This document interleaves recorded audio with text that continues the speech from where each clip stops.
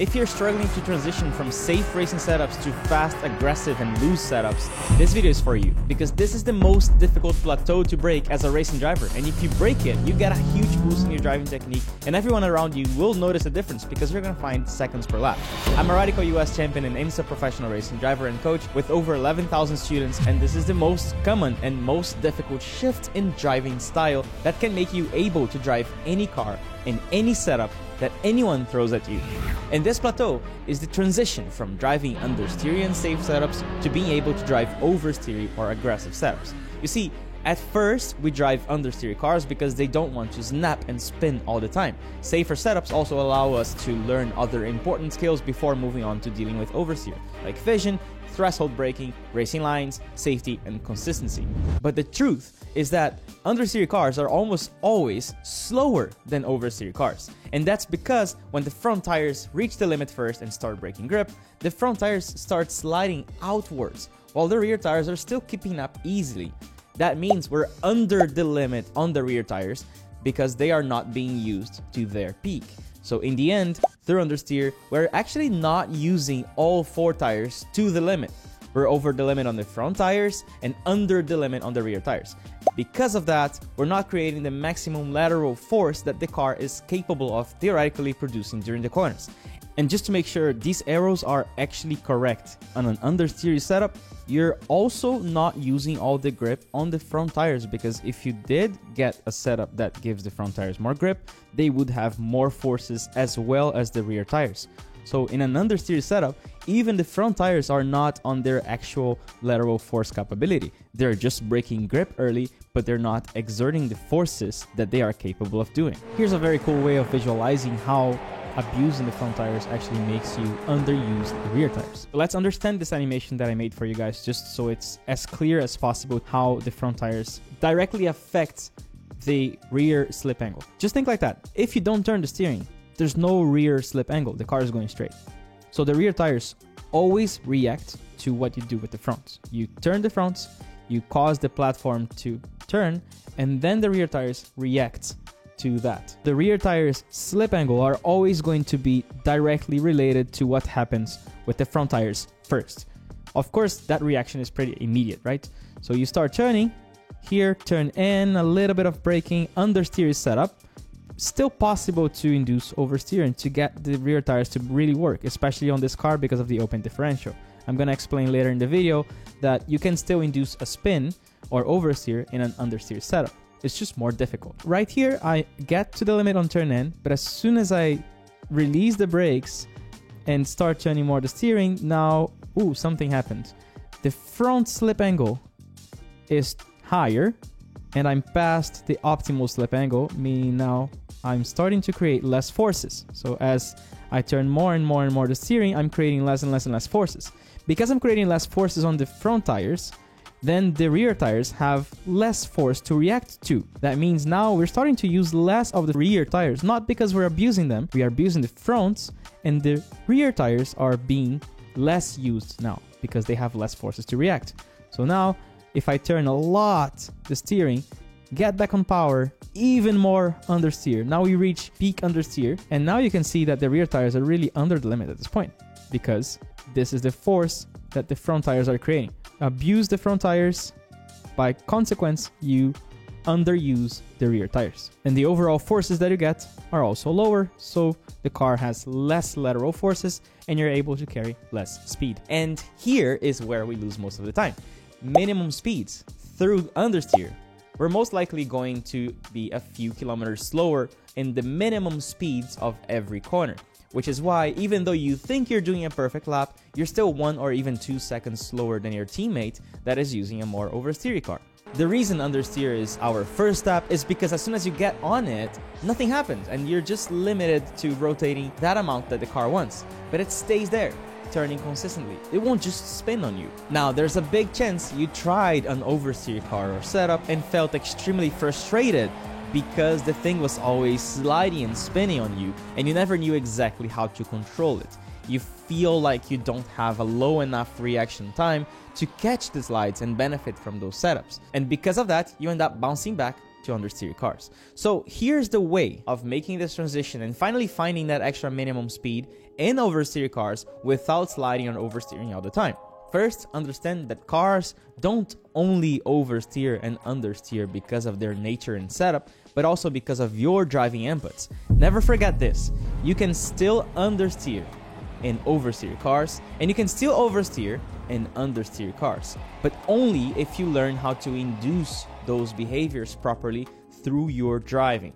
When you learn how to induce understeer properly, this same technique will work perfectly in oversteer cars. I have many lessons about inducing oversteer and understeer in detail in my online course, The Motor Racing Checklist. In the end, we want a neutral car, a car that is not oversteering too much and that is not understeering too much, but kind of doing both at the same time. Now, this is the secret of why it's easier to be faster in an oversteer car versus an understeer car. If the car is understeery, we need to add grip to the fronts by shifting more weight to the front tires using our pedals.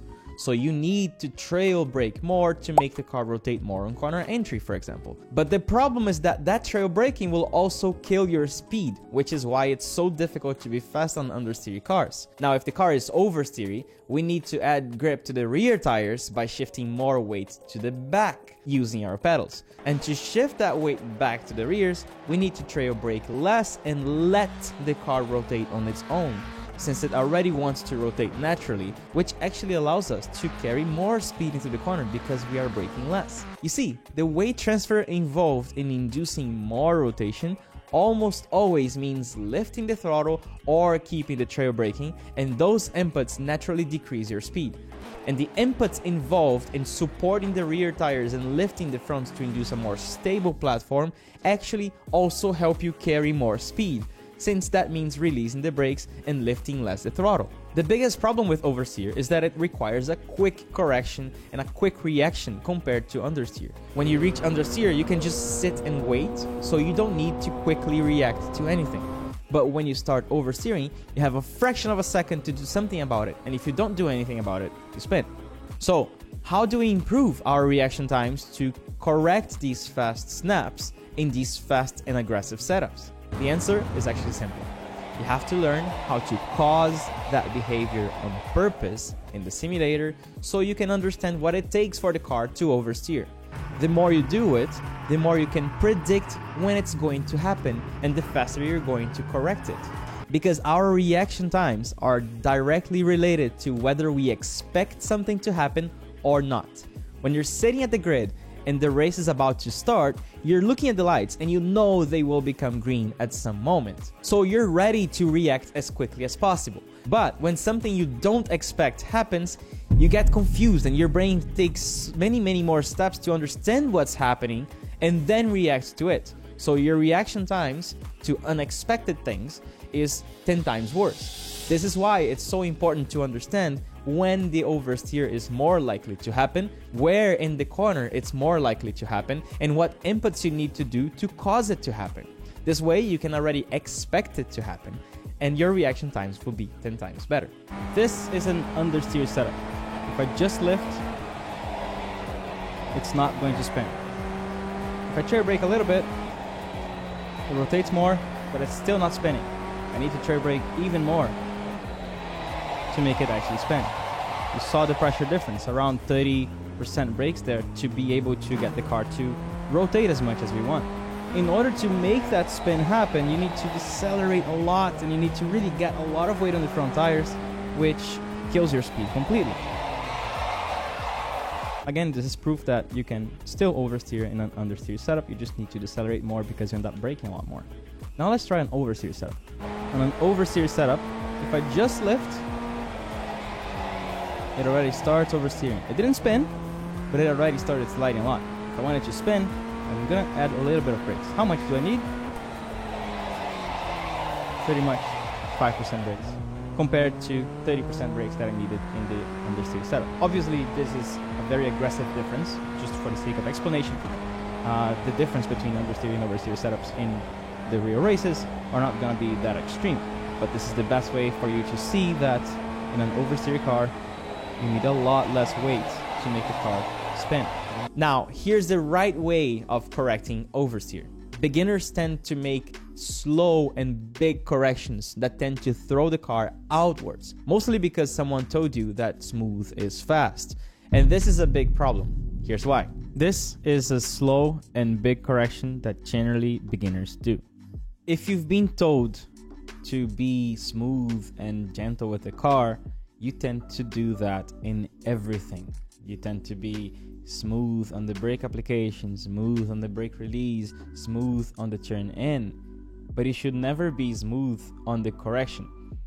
Because if you're smooth on the correction, you're spending a lot of time with your tires pointing to the wrong spot. So right now here, let's say we are trying to be smooth and we're trying to correct. The car is starting to oversteer.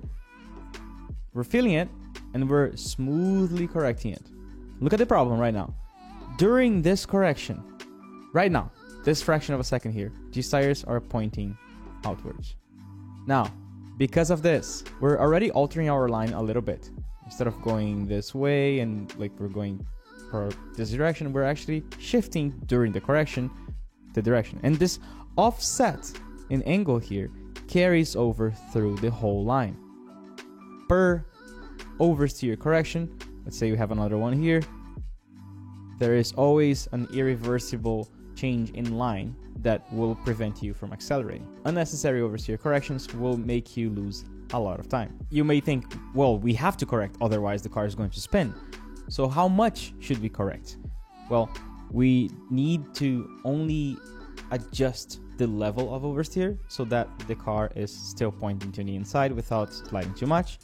And the size of the corrections that we need to make to achieve that objective are actually smaller than you think. So again, remember, the objective is quick and small corrections versus slow and big corrections. Again, we turn way too much. Look at the rear tires right now. The rear tires are coming back way too much to the point of, on this fraction of a second here, the car is almost going straight. Now, in this fraction of a second, we're literally not turning because the correction was too big. You corrected the oversteer, and now you're going straight for a fraction of a second, and then you start turning again, and you see, like, you're initiating the whole rotation process again. So you had a lot of rotation. It was a little bit too much. You went back to zero rather than just adjusting and maintaining it because the correction was too big and too slow. And now, because we're way offline, we're supposed to be here, and we already started going out, and now we were even more desperate. We end up getting into this snowball effect where we want to do even more corrections and even bigger corrections. So we force the car again, but we're still trying to be smooth. So another big correction and really losing the line even more once again and having the car pointing all the way to the outside. Now you're pretty much almost going off track. And that's why most people crash, because they get a little bit of an oversteer, they panic and do an overcorrection and end up going all the way to the other side.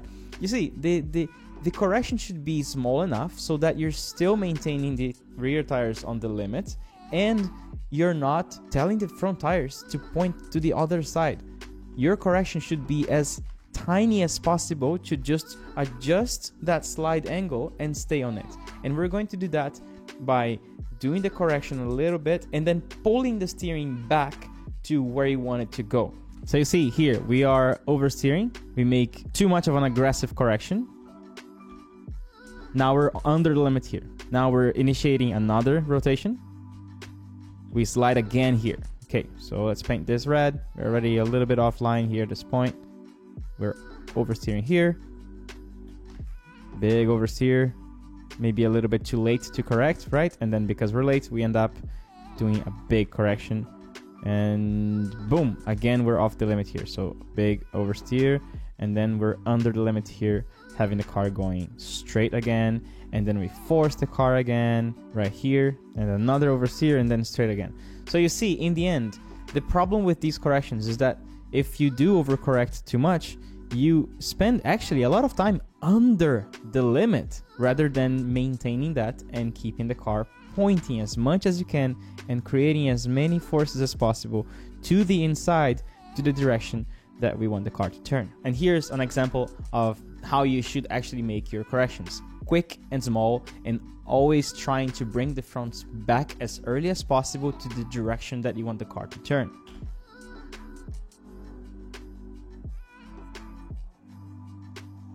There you go. So in this example, you can see that the corrections are very small and fast, and in a way, I'm still trying to maintain the rear tires on the limit. I'm not correcting enough so that the car is going straight. I'm just bringing back a little bit the slip angle and trying to maintain it. And we can only do that if the corrections are small and fast.